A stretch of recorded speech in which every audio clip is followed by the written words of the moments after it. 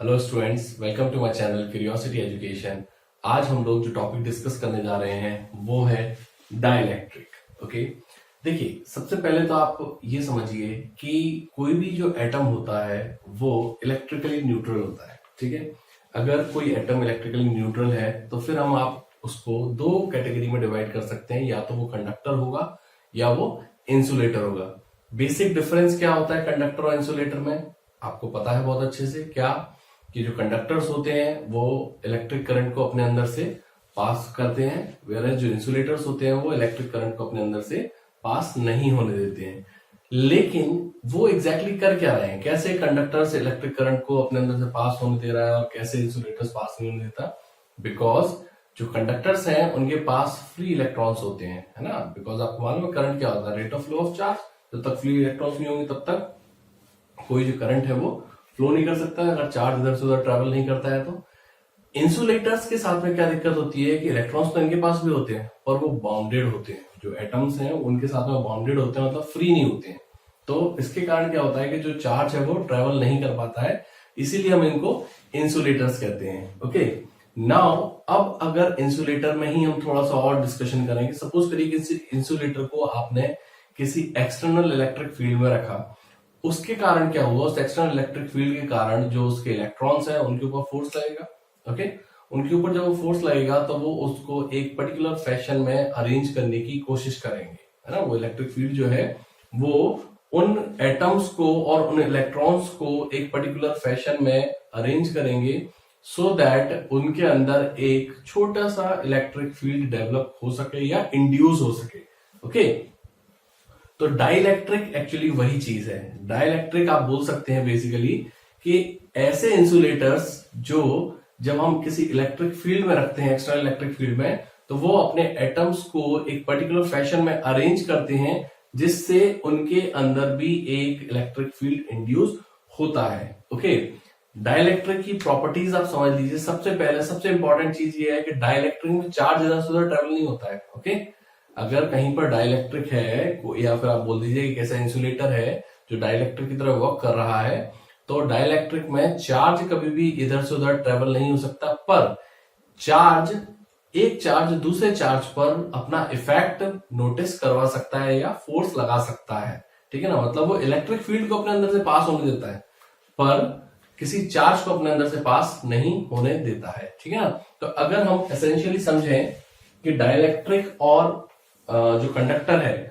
उनमें एग्जैक्टली क्या हो रहा होता है, देखिए मैं आपको समझाता हूं। सपोज करिए यहां पे एक कंडक्टर है, ओके, और यहां पर मैं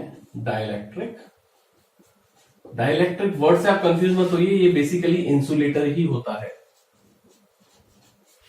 ओके, सो डाइलेक्ट्रिक इंसुलेटर ही होता है, बस ये स्पेशल टाइप का इंसुलेटर है जिसमें वो अपने एटम को रीअरेंज करवा लेता है under some external electric field. अगर आप इसके एग्जाम्पल की बात करो तो बहुत सारे एग्जाम्पल हो सकते हैं इसके।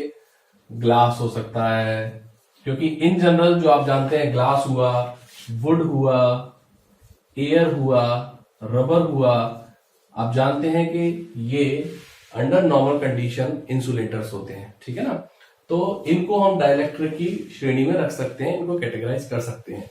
अब समझिए कंडक्टर और डाइलेक्ट्रिक में इलेक्ट्रिक फील्ड कैसे वर्क करता है। जैसे सपोज करिए ये एक मेरा कंडक्टर है,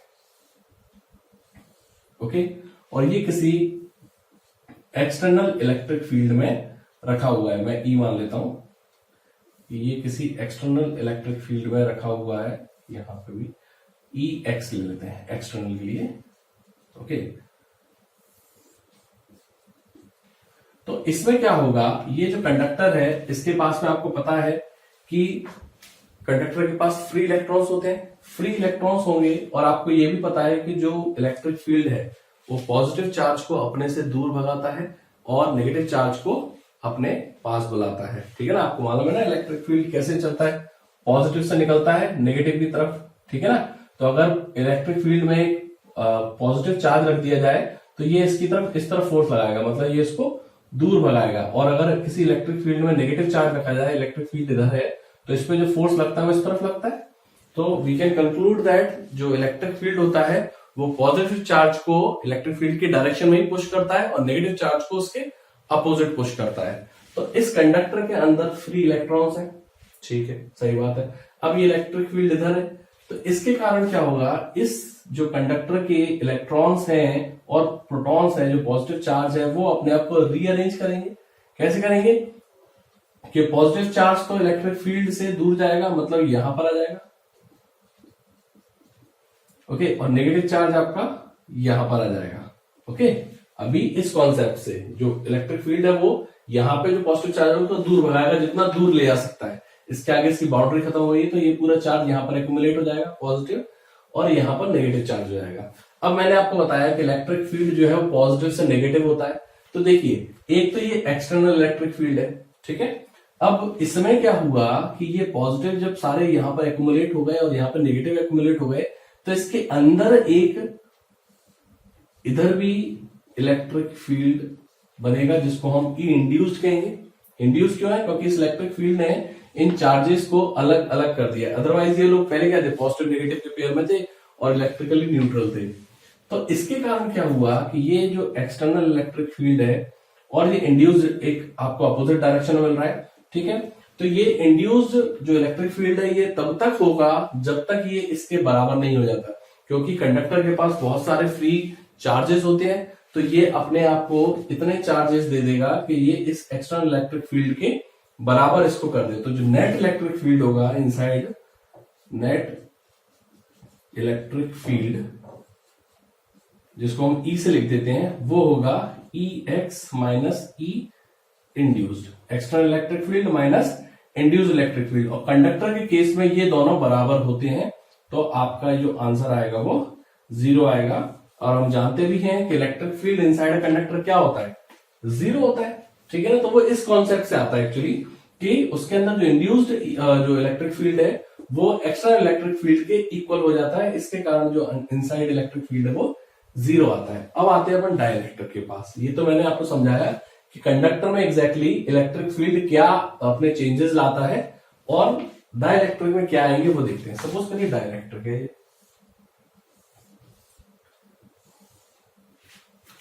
वही एक्सटर्नल इलेक्ट्रिक फील्ड है आपके पास,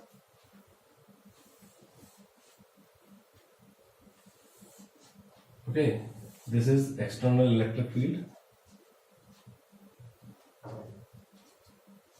अब डाइलेक्ट्रिक में मैंने आपको बताया कि जो फ्री चार्जेस है वो नहीं होते हैं, ठीक है। तो इस एक्सटर्नल इलेक्ट्रिक फील्ड के कारण जो चार्जेस है वो अपने आप को रीअरेंज करेंगे और वो कभी भी इतना रीअरेंजमेंट नहीं ला पाएंगे जितना कंडक्टर के अंदर आ रहा है। तो यहाँ पे कुछ ही चार्ज हैं जो अपीयर हो पाएंगे सरफेस पे, बाकी सब चार्जेस अंदर ही रीअरेंज होंगे, ओके। तो इसके कारण क्या होगा कि एक इंड्यूस्ड इलेक्ट्रिक फील्ड तो आएगा, इसके कारण एक इंड्यूस्ड इलेक्ट्रिक फील्ड आएगा, पर वो इसके बराबर नहीं हो पाएगा क्योंकि इसके पास बहुत लिमिटेड चार्जेस हैं जो बाउंड्री पर हैं। यहाँ पर तो अनलिमिटेड थे, बहुत सारे फ्री चार्जेस थे, तो जितनी जरूरत थी सारे के सारे आ गए यहाँ पर और इसने इसके बराबर कर दिया, ठीक है। यहाँ पर ऐसा नहीं हो पा रहा है। तो यहाँ पर जो नेट इलेक्ट्रिक फील्ड होगा ना, ई नेट, तो वो होगा आपका इसके ऊपर, मतलब जो नेट इलेक्ट्रिक फील्ड होगा इसके अंदर वो external electric field minus induced electric field के बराबर होगा, ओके। इसका मतलब क्या है कि इनसाइड द डाइलेक्ट्रिक, पहली बात, एक इलेक्ट्रिक फील्ड एग्जिस्ट करता है।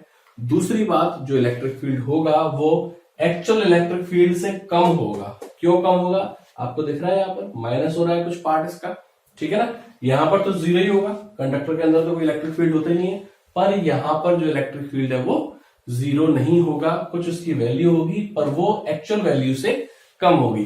तो ये बेसिक डिफरेंस है between conductor and dielectric. I hope आपको ये क्लियरली समझ में आया होगा कि डाइलेक्ट्रिक कोई नई वर्ड नहीं है, कोई अलग से टर्म नहीं है। डाइलेक्ट्रिक एक्चुअली इंसुलेटर्स ही होते हैं, बस वो इस टाइप के होते हैं कि जब आप किसी एक्सटर्नल इलेक्ट्रिक फील्ड में रखते हैं तो उनके अंदर एक इलेक्ट्रिक फील्ड डेवलप हो जाता है, ठीक है ना। नाउ अब डाइलेक्ट्रिक के अगर हम टाइप्स पढ़ें तो डाइलेक्ट्रिक के 2 टाइप्स होते हैं, ठीक है ना। एक कहलाता है पोलर डाइलेक्ट्रिक और एक कहलाता है नॉन पोलर डाइलेक्ट्रिक। अब क्या इनमें फर्क होता है? देखिए, सबसे पहले यहां पर मैं आपको थोड़ा सा केमिस्ट्री वाले पार्ट पे ले चलता हूं। आपको मालूम पोलर मॉलिक्यूल्स और नॉन पोलर मॉलिक्यूल्स क्या होते हैं? पोलर मॉलिक्यूल्स वो होते हैं जिनमें एक परमानेंट डायपोल मोमेंट होता है, और नॉन पोलर मॉलिक्यूल्स वो होते हैं जिनमें जो डायपोल मोमेंट है वो 0 होता है। जैसे मैं आपको एग्जांपल देता हूं। सपोज करिए आपने H2O का स्ट्रक्चर बनाया, तो आपको मालूम है H2O का स्ट्रक्चर कुछ ऐसा दिखता है। ओके, यहाँ पे ये O जो है वो नेगेटिवली चार्ज होता है, या H जो है प्लस रहते हैं यहाँ पर।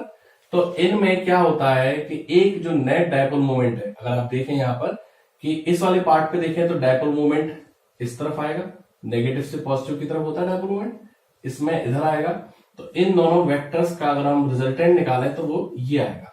तो इस मॉलिक्यूल का एक नेट डायपोल मोमेंट होगा नीचे की तरफ, तो ये मॉलिक्यूल मेरा पोलर मॉलिक्यूल कहलाएगा। लेकिन सपोज करिए मैं CO2 बनाऊं, तो CO2 का जो डायग्राम है वो मेरा ऐसा रहता है।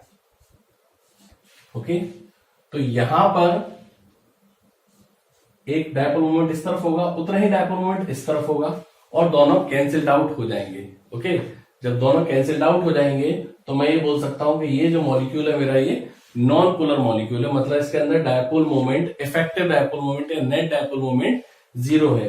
पर यहां पर कभी भी ये वेक्टर्स जो हैं ये 0 नहीं हो सकते हैं, इनका एक नेट रिजल्टेंट बीच में से आएगा। तो मैं ये बोलूंगा कि ये जो मॉलिक्यूल है ये मेरा पोलर मॉलिक्यूल है। ठीक है ना? तो पोलर मॉलिक्यूल जो जनरली होते हैं वो एसिमेट्रिकल मॉलिक्यूल्स होते हैं, डिफरेंट डिफरेंट उसमें एटम्स होते हैं। अब आप बोलेंगे डिफरेंट तो एटम यहाँ पर भी है, डेफिनेटली इनकी ज्योमेट्री पे भी डिपेंड करता है। तो पोलर मॉलिक्यूल्स ये हो गया। जैसे और एग्जांपल ले लिए, HCl ले लिया आपने, ये भी एक पोलर मॉलिक्यूल है। नॉन पोलर मॉलिक्यूल के एग्जांपल क्या होगा? H2O2, ये सारे जो मॉलिक्यूल्स होते हैं, जो सिमेट्रिकल मॉलिक्यूल्स होते हैं, जिसमें सेम टाइप्स ऑफ एटम होते हैं, वो जनरली हमारे जो है पोलर नॉन पोलर मॉलिक्यूल्स बनाते हैं। और जो हमारे एसिमेट्रिकल मॉलिक्यूल्स होते हैं, जिसमें डिफरेंट डिफरेंट टाइप के एटम्स होते हैं, वो जनरली हमारे पोलर मॉलिक्यूल्स को बनाते हैं। जनरली वर्ड इसलिए यूज कर रहा हूं क्योंकि ऐसा कोई जरूरी नहीं है कि ये हमेशा पोलर ही बनाएंगे। यहां पर देखिए नॉन पोलर बना रहा है, ठीक है ना? तो अगर डाइलेक्ट्रिक, ओके, अगर डाइलेक्ट्रिक नॉन पोलर मॉलिक्यूल से मिलकर बना हुआ है, ठीक है ना, समझ लीजिए बात को, अगर डाइलेक्ट्रिक नॉन पोलर मॉलिक्यूल से मिलकर बना हुआ है तो वो डाइलेक्ट्रिक मेरा नॉन पोलर डाइलेक्ट्रिक कहलाएगा। ओके, लाइकवाइज अगर डाइलेक्ट्रिक मेरा जो क्या बोलते हैं पोलर मॉलिक्यूल से मिलकर बना हुआ है तो फिर ऐसे डाइलेक्ट्रिक को मैं पोलर डाइलेक्ट्रिक कहूंगा। ठीक है, क्लियर समझ लीजिए। डाइलेक्ट्रिक इंसुलेटर्स होते हैं, इसके दो टाइप्स हम समझ सकते हैं, पोलर डाइलेक्ट्रिक और non polar dielectric. Polar dielectric ऐसे डाइलेक्ट्रिक होता है जिसका सब्सटेंस एक पोलर मॉलिक्यूल होता है ना, जो पोलर मॉलिक्यूल्स हैं वो मिलकर अगर किसी डाइलेक्ट्रिक को फॉर्म कर रहे हैं तो वो पोलर डाइलेक्ट्रिक कहलाएगा। लाइकवाइज अगर नॉन पोलर मॉलिक्यूल्स मिलकर किसी डाइलेक्ट्रिक को फॉर्म कर रहे हैं तो वो नॉन पोलर डाइलेक्ट्रिक कहलाएगा। सो आई होप आपको ये डाइलेक्ट्रिक का जो बेसिक इंट्रोडक्शन है कि डाइलेक्ट्रिक क्या होता है, कंडक्टर्स और डाइलेक्ट्रिक में क्या डिफरेंस होता है, इलेक्ट्रिक फील्ड दोनों में किस तरीके से वर्क करते हैं, प्लस जो डाइलेक्ट्रिक के टाइप्स हैं, ये सारी चीजें आपको बहुत अच्छे से समझ में आई होंगी। Still if you have any doubt please write in comment section, we will discuss over there. And if you like this video, then please like, share and subscribe to our channel. Press the bell icon to get the latest notifications. Thank you.